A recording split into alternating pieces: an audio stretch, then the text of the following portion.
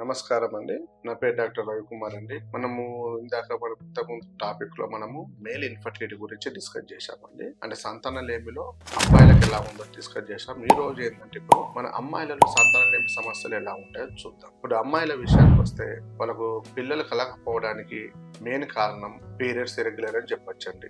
Periods అనేది నెలసరి correct గా లేదు అన్నప్పుడు వాళ్ళకు అండాశయం నుంచి అండాలు అనేటివి క్వాలిటీగా రావు కాబట్టి మన సంతానం అనేది కలగకుండా ఉంటుంది. మొదటగా మరి పీరియడ్స్ ఇరెగ్యులర్ గా ఎందుకు అవుతున్నాయి అనేది మనం కనిపెట్టాలి. అంటే మేజర్ ఏం చేయాలి? ఫస్ట్ మనం స్కానింగ్ చేయిస్తాం. అల్ట్రాసోనోగ్రఫీ అబ్డామినల్ పెల్విస్ స్కానింగ్ చేయించినప్పుడు వాళ్ళకి అందులో నీటి పొడుగలు ఉన్నాయా, పీసీఓడి అంటాం, పాలిసిస్టిక్ ఓవేరియన్ డిసీజ్ ఏమైనా ఉందా, వాటర్ బబుల్స్ ఉన్నాయా ఓవరీస్ పైన, దాంతోపాటు ఫైబ్రాయిడ్స్ ఏమైనా ఉన్నాయా, అంటే గర్భాశయం పైన చిన్న చిన్న కంతులు లాంటివి ఏమైనా ఉన్నాయా అనేది మనం కనిపెట్టాలి, చూడాలి. తర్వాత ఆ టెస్ట్ అయిపోయిన తర్వాత నెక్స్ట్ ఏం చేస్తాం? థైరాయిడ్ టెస్ట్ చేయిస్తాం.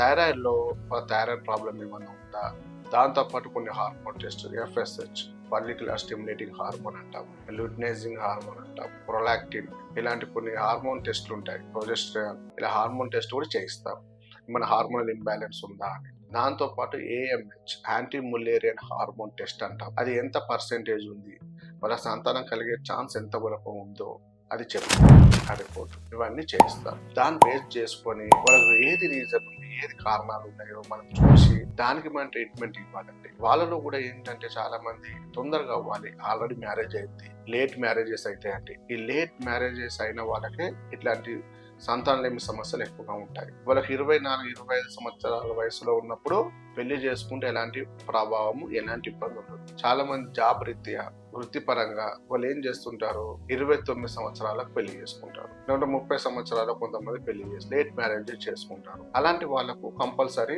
ఈ హార్మోనల్ ఇంబ్యాలెన్స్ అనేది వచ్చే అవకాశాలు ఉంటాయండి.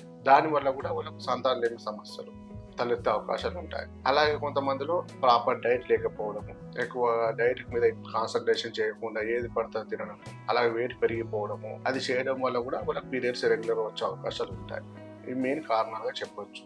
అలా ఉన్నప్పుడు ఏం చేస్తుంటారు, చాలా మంది తొందరగా అవ్వాలి, ఆల్రెడీ లేట్ అయిపోయింది, 3-4 సంవత్సరాలు అయింది మ్యారేజ్ అయింది, ఎంతో ట్రై చేసాం అవ్వట్లేదు, తొందరగా అవ్వాలన్నట్టు వాళ్ళు ఏం చేస్తుంటారు, డైరెక్ట్ టెస్ట్ ట్యూబ్ బేబీ సెంటర్కి వెళ్తుంటారు. మరి టెస్ట్ ట్యూబ్ బేబీ సెంటర్కి వెళ్ళినప్పుడు ఎంత సక్సెస్ రేట్ అనేది ఉంటుంది అనేది వాళ్ళు చెప్తుంటారు. కాబట్టి ఈ మధ్య కాలంలో మనకు టెస్ట్ ట్యూబ్ బేబీ సెంటర్ ప్రతి వీధిలో ఒకటి అయిపోయిందండి. ఒకప్పుడు ఇంత లేవు. టెస్ట్ ట్యూబ్ బేబీ సెంటర్లు ఎక్కడ ఉన్నాయండి? ఒక 5 ఏళ్ల క్రితం మీరు చూడండి, అసలు ఏదో ఒకటి ఉంటుంది. ఈ మధ్య కాలంలో చాలా పెరిగిపోయాయండి అంతటా. ఎందుకంటే ప్రాబ్లమ్స్ అట్లా పెరుగుతున్నాయి. ఒక వాళ్ళ యొక్క ప్రాబ్లమ్స్ విపరీతంగా లేడీస్లలో 25 సంవత్సరాలు దాటాయంటే చాలా మందికి ఏ ప్రాబ్లమ్స్, పీరియడ్స్ రెగ్యులర్ అవ్వడము, థైరాయిడ్ కానీ, పీసీఓడి సమస్యలు, ఎయిర్ ఫాలిక్ సమస్యలు, వేడి పెరిగిపోవడము, ఇవన్నీ సమస్యలు అండి వాళ్ళకు. అలాంటప్పుడు ఈ ఇన్ఫర్టిలిటీ సెంటర్స్ కూడా పెరిగిపోతున్నాయి. కాబట్టి మనం డైరెక్ట్ టెస్ట్ ట్యూబ్ బేబీ సెంటర్కి వెళ్ళకుండా ఫస్ట్ మన దాంట్లో ట్రై చేశారనుకోండి, వాళ్ళకు 90% ప్రాబ్లమ్స్ ఇక్కడ సాల్వ్ అవుతాయి. అక్కడ రేట్లు ఎక్కువ, దాంతోపాటు మీకు చాలా పెయిన్ఫుల్గా ఉంటాయి ట్రీట్మెంట్, అనేక రకాల ఇంగ్లీష్ మాత్రలు వాడాలి, హార్మోన్ టాబ్లెట్స్ వాడాలి, దానికి విపరీతమైన సైడ్ ఎఫెక్ట్స్, మళ్ళీ ఇవన్నీ మీరు అనుభవించాల్సి ఉంటుంది. కానీ ఇందులో మీకు అట్లా ఉండదండి, మీకు ఎలాంటి సైడ్ ఎఫెక్ట్స్ లేని ట్రీట్మెంట్ అండి మన హోమియోపతిలో. మరి రిజల్ట్స్ కూడా మీరు వాళ్ళు ఎంత చెప్తారో మన 10% ఇంకెక్కువనే ఉంటుందండి పర్సెంటేజ్, సక్సెస్ పర్సెంటేజ్. కాబట్టి మనం ఎప్పుడు చాలా మంది ఏం చేస్తుంటారు, సార్ మాకు ఐయుఏ అయిపోయింది సార్, 6 సార్లు అయింది సార్ ఐయుఏ, మళ్ళీ మాకు ఒక్కసారి కూడా కాదు, ఐయుఏ 5 times చేయించాం సార్, అయినా మాకు కాలేదు, తర్వాత మీ దగ్గరకు వచ్చామంటారు. ఐయుఏ ఒక్కసారి చేస్తేనే తప్పు, ఓన్లీ 2 సార్లు చేశాము అయినా 3-4 సార్లు చేశాము అనుకోండి, అది మీకే రిస్క్. కొంతమంది లాస్ట్ ఐవీఎఫ్ కూడా వెళ్తుంటారు, ఐవీఎఫ్ లో కూడా 2-3 సార్లు ప్రయత్నించి ఫెయిల్ అయిపోతారు.